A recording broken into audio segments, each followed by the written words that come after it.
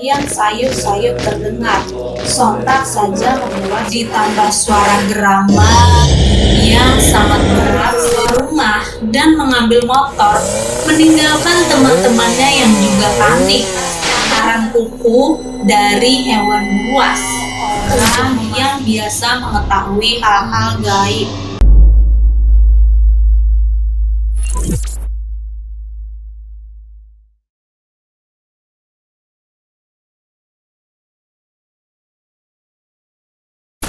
Hai, selamat datang di Cengome Bubblegum. Balik lagi di segmen Ceror Cengome Horror. Semoga kalian suka, bantu like, comment, and subscribe biar gak ketinggalan video terbaru dariku. Boleh nyalain loncengnya juga. Terima kasih. Kisah ini dialami oleh keluargaku sendiri, yaitu tanteku. Kenapa filmnya terasa banget? Karena dulu kami sering menginap di rumah tanteku, dan tanteku cerita langsung kejadian ini. Doain aja mudah-mudahan tante ini nanti mau mampir ke channel ini ya, untuk cerita langsung pengalamannya ini. Untuk nama, tempat, dan kondisi semuanya disamarkan ya, untuk menjaga privasi yang bersangkutan. Karena cerita ini tuh real, benar-benar terjadi dari kisah nyata dan meneror warga di sana. Jadi sengaja disamarkan agar tidak mengganggu pihak-pihak yang bersangkutan. Mari kita mulai ceritanya. Kisah ini tuh terjadi di kota Banjarmasin pada tahun 2012 di komplek, bahkan di kompleks sekitaran tempat tinggal si tanteku ini. Suatu hari di bulan Ramadan, saat tanteku ini mau ngambil wudhu, entah mau sholat zuhur atau asar, karena posisi keran air wudhu yang berada langsung di teras depan rumah membuat siapapun yang melintas pasti akan terlihat oleh si tante. Tiba-tiba terdengar cukup banyak suara langkah kaki dan suara tahlil yang sayup-sayup terdengar. Sontak saja membuat si tante menengok dan melihat apa yang ada di depan rumahnya. Tante pun bertanya dalam hatinya, mau dibawa kemana jenazah ini? Kok dibawa ke dalam komplek? Sambil terus memperhatikan, ternyata rombongan itu membawa jenazah ke gang kecil persis di samping rumah tanteku, menguburkan jenazahnya di area pekuburan dekat rumah si tante. Padahal area perkuburan tersebut sudah lama, bahkan bertahun-tahun tidak digunakan untuk pemakaman. Yang membuat vibes-nya itu semakin horor, area pekuburan itu jaraknya bisa dibilang sangat dekat dari rumah si tante, kurang lebih 10 meter. Harusnya sih wajar aja karena ada area pekuburan di sana. Tapi kenapa tante sedikit bingung? Jawabannya adalah karena area pekuburan itu sudah lama tidak digunakan untuk area pemakaman, atau bisa dibilang hampir terlupakan. Kalau di sana itu adalah sebuah area pekuburan, iya bisa hampir tahunan lah. Tapi kita nggak tahu berapa lama persisnya ya, hampir berapa tahun, dan itu sangat diketahui jelas oleh si tante yang memang warga area sekitar pekuburan itu. Singkat cerita, pemakaman pun berlanjut pada hari itu dan tidak ada hal aneh apapun yang terjadi.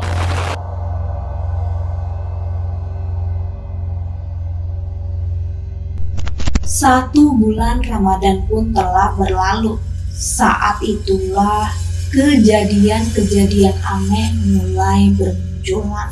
Tibalah di suatu malam di mana tanteku yang memiliki kebiasaan sholat sepertiga malam, sebut saja sholat tahajud. Tapi anehnya malam itu berbeda dari malam-malam sebelumnya. Perasaan tante pun merasa kurang nyaman. Hatinya pun seperti berkata, akan terjadi hal yang tidak mengenakan. Jam dinding menunjukkan kira-kira udah pukul 12 malam lewat. Seperti biasa, si tante yang ingin mengambil air wudhu di depan rumah, di mana posisi kerannya itu tepat berada di depan teras rumah. Dan itu sudah menjadi kebiasaan kalau ingin sholat, ia ngambil air wudhunya di keran itu. Tante pun berdiri dan menuju depan pintu rumahnya. Disinilah kejadian horor pertama dimulai. Belum sempat tante memegang gagang pintu depan rumahnya, tiba-tiba terdengar suara geraman yang sangat menakutkan, seperti seseorang yang antara marah dan kesakitan.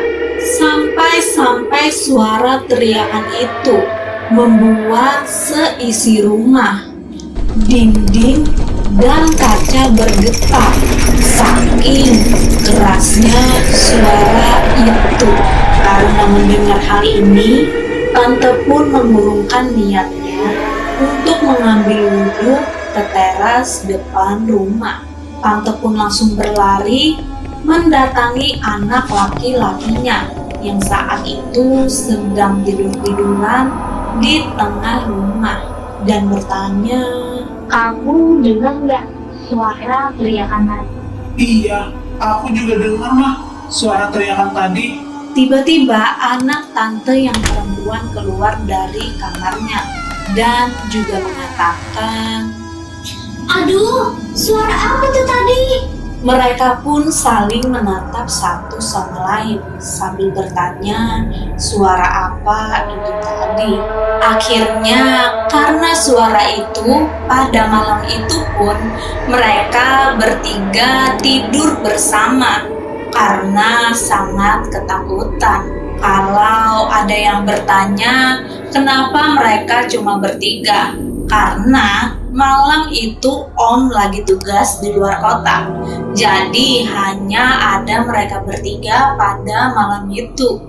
Sampai si tante pun juga bercerita ke aku pada malam hari kalau ingin buang air kecil, ke toilet, atau sekedar ke dapur, mereka harus ditemenin, gak berani sendirian.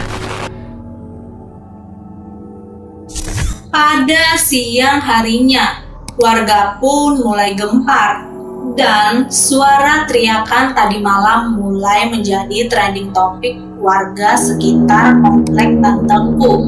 Warga saling bertanya satu sama lain apakah mendengar suara teriakan malam tadi.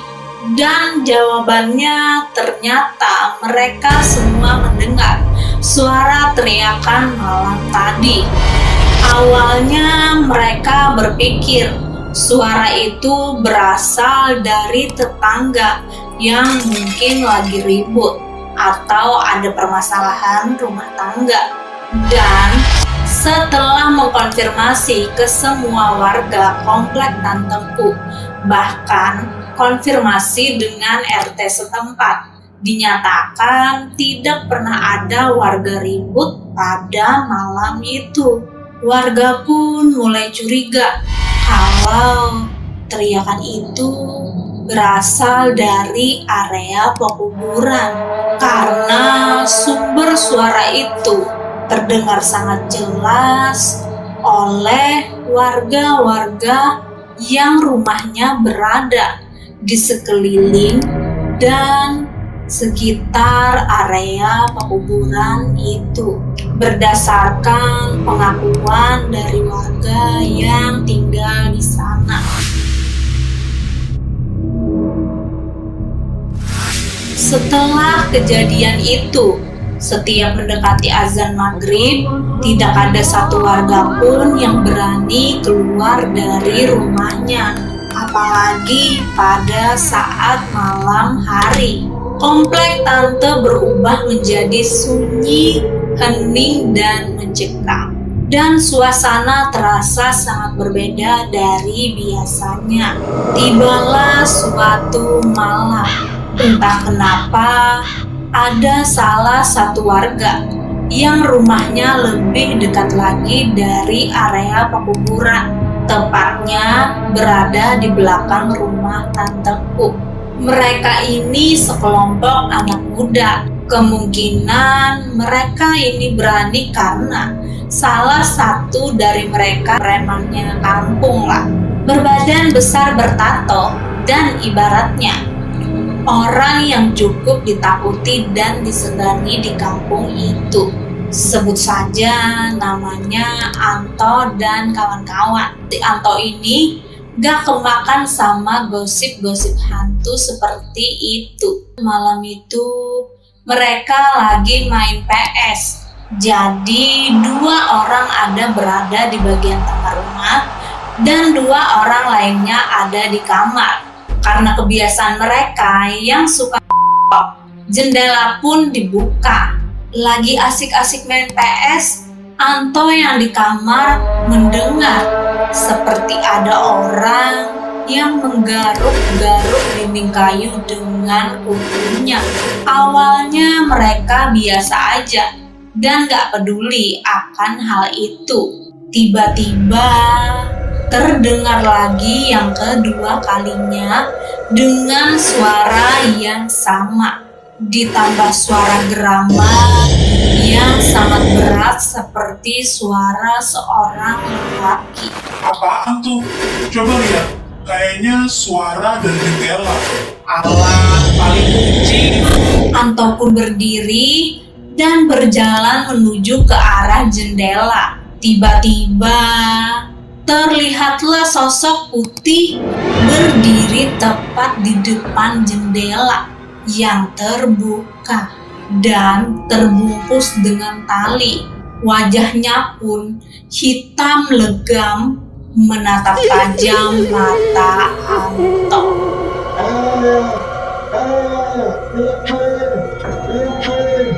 Setelah saling bertatapan dengan si pocong, pocong itu pun terbang ke atas rumah tetangga sebelahnya si Anto. Mereka semua berhamburan.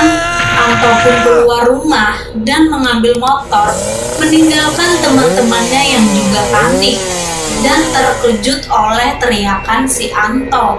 Anto pun memutuskan malam itu untuk menginap ke rumah orang tuanya yang jaraknya memang agak jauh dari rumahnya, tapi tetap di satu kota yang sama. Keesokan siangnya, Anto pun memberanikan diri untuk kembali ke rumahnya. Dan terlihat di dinding bagian bawahnya jendela seperti bekas cakaran kuku dari hewan buas. Untuk memastikannya, Anto pun memanggil beberapa warga untuk bersama-sama melihat bekas cakaran yang ada di dinding rumahnya, sembari bercerita tentang kejadian malam tadi. Teror pun kembali terjadi. Sebut saja namanya Ani, salah seorang warga yang tinggal di komplek perumahan tanteku. Hari itu waktu sudah mau azan maghrib. Seperti biasa, si Ani ingin mandi karena waktu sudah sore. Dia mengambil anduk di bagian belakang rumahnya karena biasa tempat menjemurnya di sana. Karena tempat jemurannya terbuka dan di bagian belakang rumahnya seperti semak-semak pepohonan. Tiba-tiba hal ini terjadi. Karena teriakannya pun semua anggota keluarga Ani mendatanginya dan mendapati si Ani sudah pingsan sambil memeluk anduknya. Kemudian dibawalah Ani ke dalam rumah oleh ayahnya. Setelah siuman, Ani pun ditanya, Kamu kenapa tadi, Ani? Aku tadi melihat pocong. Beberapa hari selanjutnya, Ada juga tetangga lain yang mendapatkan teror saat ingin menutup jendela di sore hari. Kembali lagi sosok pocong itu menampakkan dirinya, sebut saja kepada si Udin. Karena teror pocong yang semakin meresahkan warga-warga komplek Tantepu, akhirnya warga sepakat untuk bertanya ke beberapa orang pintar atau orang yang biasa mengetahui hal-hal gaib.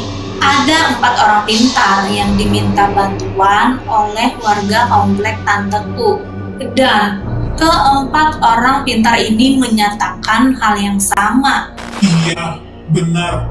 Kejadian itu ada sangkut pautnya dengan pemakaman tempo hari.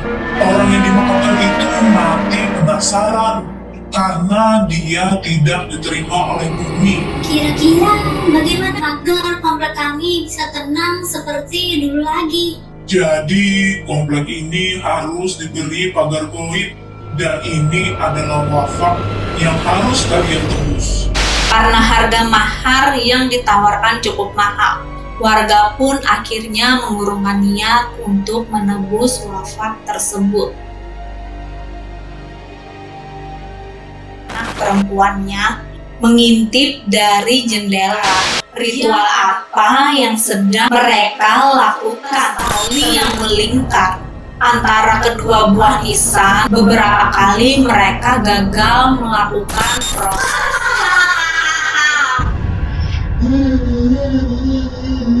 Aku di sini kesakitan.